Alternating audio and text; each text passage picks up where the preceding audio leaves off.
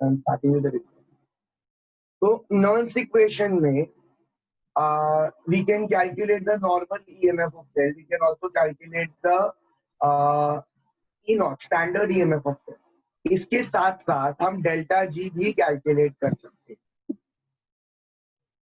Delta G is nothing but the change in Gibbs free energy. अब ये जो चीज है ये क्या बताता है हमको? Change in Gibbs free energy.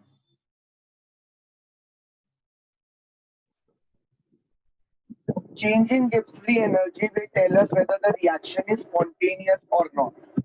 यहाँ पे with this point, with this formula, we will be combining electrochemistry with thermodynamics. Changing Gibbs free energy हमें ये बताएगा कि whether a reaction is spontaneous or not.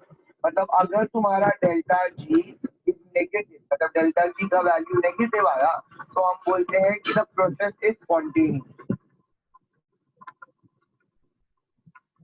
हम बोलते हैं कि द प्रोसेस इज स्पॉन्टेनियस. और अगर तुम्हारा डेल्टा जी का वैल्यू पॉजिटिव आया इसका मतलब हम बोलते हैं the process is non spontaneous. Spontaneous मतलब जो खुद ब खुद हो जाए, उसको बाहर से एनर्जी देने की जरूरत नहीं पड़े. नॉन स्पॉन्टेनियस मतलब जिसको करने के लिए एनर्जी देनी पड़े. जैसे डिस्चार्जिंग ऑफ बैटरी, बैटरी का डिस्चार्ज होना, तो वो स्पॉन्टेनियस प्रोसेस खुद ब खुद हो जाता है. लेकिन अगर बैटरी को रिचार्ज करना है तो हमें एनर्जी देनी पड़ती है, इलेक्ट्रिसिटी अप्लाई करना. पानी फर्स्ट फ्लोर से ग्राउंड फ्लोर पे जा रहा है, स्पॉन्टेनियस है. ग्राउंड फ्लोर से फर्स्ट फ्लोर पे जा रहा है, मोटर लगाना पड़ता है, नॉन स्पॉन्टेनियस. तो केमिकल रिएक्शन भी हमारे स्पॉन्टेनियस या नॉन स्पॉन्टेनियस होते हैं. कुछ कुछ खुद ही हो जाता है, कुछ कुछ के लिए हमें एनर्जी देनी पड़ती है और वो डेल्टा जी डिटरमाइन करता है. थर्मोडायनेमिक्स हमें ये बताता है कि रिएक्शन होगा कि नहीं होगा, और वो बताने का काम ये पैरामीटर करता है. अगर डेल्टा जी नेगेटिव है मतलब रिएक्शन हो जाएगा, डेल्टा जी पॉजिटिव है मतलब that reaction is not possible.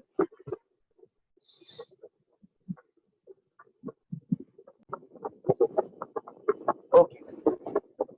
Now there is something called as electric work also. I'm giving, ये तो थर्मो हो गया.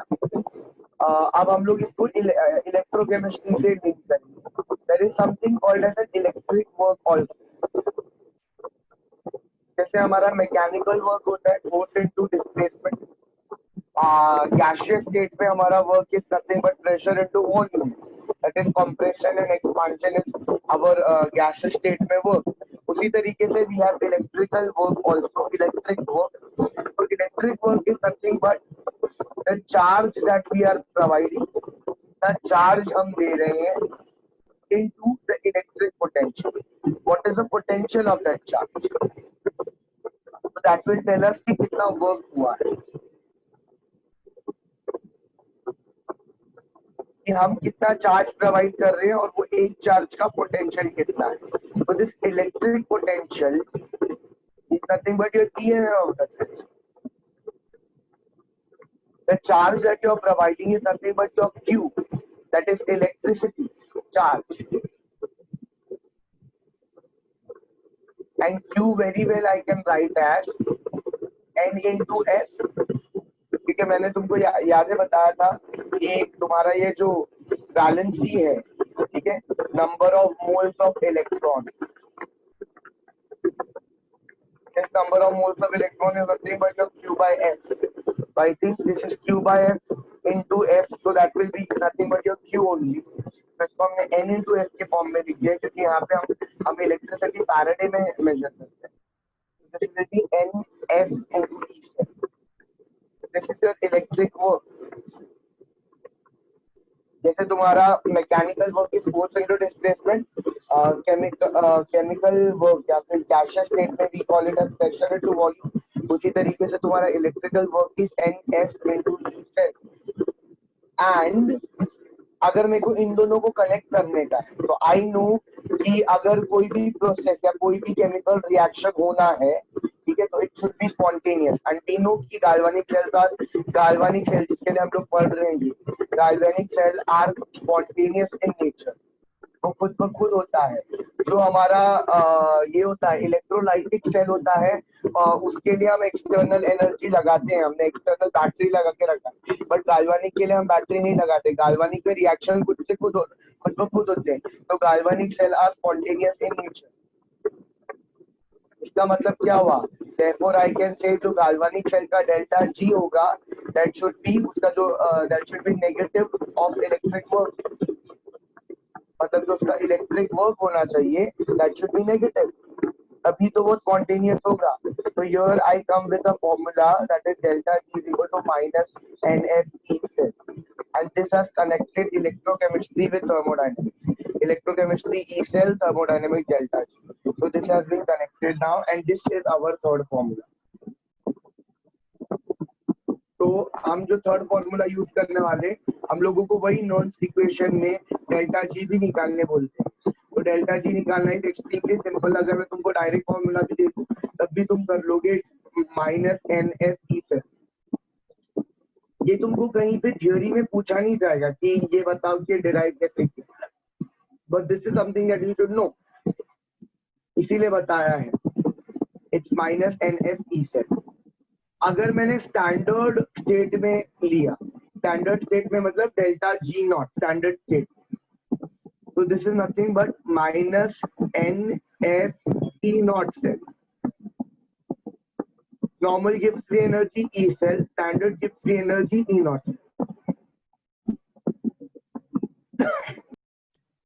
Okay, so what are the formulas that we are going to use now in your Nernst equation के sum में? The first one will be E naught cell is E naught cathode minus E naught anode. This is given in terms of SRP. ये SRP के terms में दिया हुआ है। The second formula that we are going to use is your Nernst equation का formula. E cell will be equal to E naught cell minus 0.0592 upon valency, that is N, number of moles of electron, log Q, and this is taken at 298 Kelvin. The third formula, we will be linking it with thermodynamics. So we have delta G is equal to minus NFE cell. And अगर मैंने standard EMF बोला तो delta G not आ जाएगा। This last formula I'm just stating, this is linking electrochem with equilibrium, which is nothing but तुम्हारा E naught cell will be equal to 0.0592 upon valency, that is N, log K. This and this is different. This is Q. This is not at equilibrium. This is at equilibrium. But equilibrium, this becomes equal to E naught cell.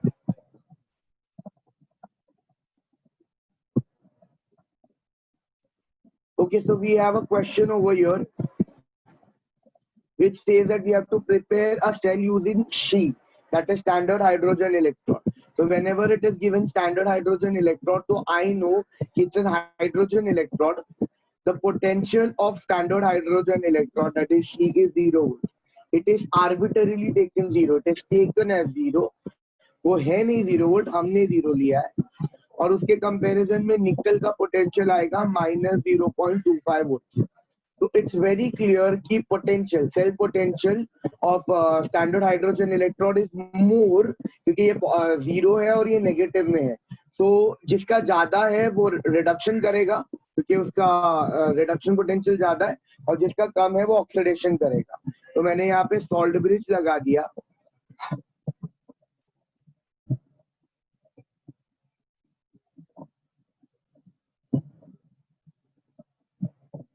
यहाँ पे मैंने salt bridge लगा दिया है, और अगर मैं value सीधे सब्स्टिट्यूट कर दूं तो यहाँ पे तुम्हारे पास आएगा निकल का 2+ कॉन्सेंट्रेशन, यहाँ पे आएगा तुम्हारे पास में निकल solid. It's a hydrogen electron, तो हाइड्रोजन इलेक्ट्रॉन मतलब it will be H+ ion and H2, but H2 is gas, so therefore we will need platinum as a inert electron, क्योंकि गैस तो वायर से कनेक्ट नहीं हो सकता। तो this is already been told. यहाँ पे मैं एक्वस नहीं लिखूंगा, नीचे सीधा उनको कॉन्सेंट्रेशन लिख दूँ। हम वैल्यू भी इधर ही लिखते हैं। तो वी नो कि निकल दिया हुआ है एस 0.1 मोलार, मतलब it's 10⁻⁻1 molar. Standard hydrogen electrode में hydrogen H plus ion is always 1 molar and H2 gas is 1 atmosphere, because it's standard, तो ये फिक्स्ड होगा। तो इसका वैल्यू मैंने लिख दिया यहाँ पे, this is 10⁻⁻1 molar. Now I can go about with my sum. तो यहाँ पे सम में मेरे को E नॉट सेल निकालने बोला है, और E नॉट से लिंक्ड चीजें, that is delta G not and K, and then we will calculate E cell and delta G. So we'll first calculate E naught cell. E naught cell is pretty simple over here. E naught cell is E naught cathode minus E naught anode. Cathode over here is hydrogen, that is She, and anode is nothing but nickel. Nickel in nickel 2 plus. तो मैंने यहाँ पे निकल लिख दिया. She is 0, minus of nickel is minus 0.25. So we have already got E naught cell. It's nothing but 0.25 volt.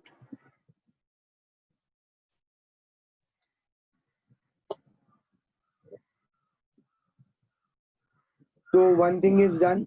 Now we calculate delta G naught. Delta G naught और K के लिए भी मेरे को रिएक्शन लिखने की जरूरत नहीं है, सिर्फ मेरे को यहाँ पे वैलेंसी पता होना चाहिए, that is moles of electron and that is known, it's 2। अगर मैं ध्यान से देखूं तो निकल will lose 2 electrons and become निकल 2 प्लस। यहाँ पे H plus will also gain 2 electrons, क्योंकि as we know it's 2H plus gains 2 electrons and becomes H2। तो वैलेंसी 2 है, तो कुछ मल्टीप्लाई करने की भी जरूरत नहीं है, तो हम लोग डायरेक्ट कर सकते हैं इधर।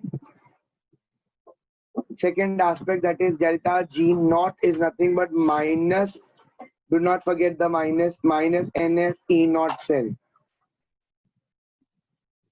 Therefore, you have delta G naught as minus 2 into 96,500 into E naught cell came out to be 0.25. 0.25 can be written as 1 by 2. So it will be 2. इसका आधा करना पड़ेगा. So your delta G naught will be equal to 4, 8, 16, 2, 5, 0 joule per mole.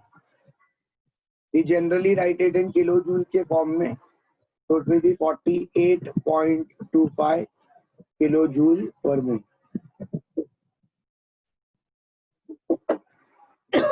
The third aspect is delta G naught is nothing but, oh sorry,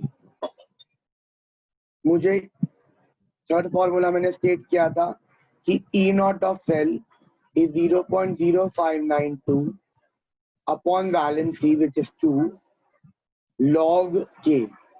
तो इसके लिए log लगेगा, सबसे पहले तो मैं log K लिख देता हूँ ऐसा, और पहले ये वैल्यू निकालेंगे। E naught cell is nothing but अपना 0.25 that is 1 by 4 into ये 2 मल्टीप्लाई हो जाएगा upon this will be 0.0592. So this will be 2 ones are 2 twos are, so this is 0.0592 into 2.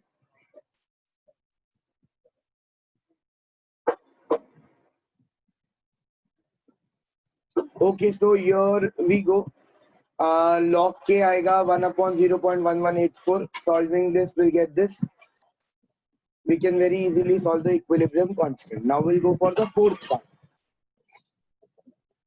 Fourth part के लिए मेरे को E cell निकालना है, and I'll write down the reaction. Even though it's not necessary, आप direct भी कर सकते हो, but writing down the reaction is always preferred. तो एनोड का रिएक्शन क्या रहेगा? Nickel solid is going to give me nickel 2 plus aqueous and 2 electrons. Similarly, cathode का रिएक्शन रहेगा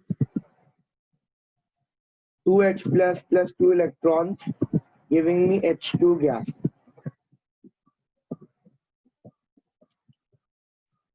our net cell reaction will be nickel solid plus H plus का square, oh sorry, 2H plus is going to give me nickel 2 plus aqueous plus hydrogen gas. तो क्यों निकाल रहे हैं? तो निकल 2 प्लस है, कॉन्सेंट्रेशन है, उसको कॉन्सेंट्रेशन आएगा, हाइड्रोजन का प्रेशर आ जाएगा क्योंकि वो गैस है, और H प्लस का भी कॉन्सेंट्रेशन है, स्क्वायर आ जाएगा, निकल सॉलिड है तो वो नहीं आएगा। निकल 2 प्लस कितना किया था? 10⁻⁻1, तो निकल 2 plus was 10⁻⁻1. Partial pressure of hydrogen gas was 1 atmosphere and this was also 1. So I've got Q as 10⁻⁻1. So log Q will be nothing but log 10⁻⁻1, which is nothing but -1. So I've got the answer for log Q. So log Q का भी answer आ चुका है, that is nothing but -1. So therefore the fourth part, that is E cell, is equal to E naught cell minus 0.0592 upon 2 into log Q. So this will be -1, तो ये plus हो जाएगा basically. So therefore E cell will be equal to 0.25 plus 0.0592 by 2. So this will be 0.0296. log Q था -1 था, तो ये हो गया. So our final answer for E cell will be 0.2796. The fifth one that we are supposed to do is delta G. That is nothing but minus NFE cell. So delta G is nothing but, see, E naught was 2.25 और ये थोड़ा सा slightly greater है, it's 0.2796. So minus N is -2. F is 96,500. E cell is nothing but 0.2796.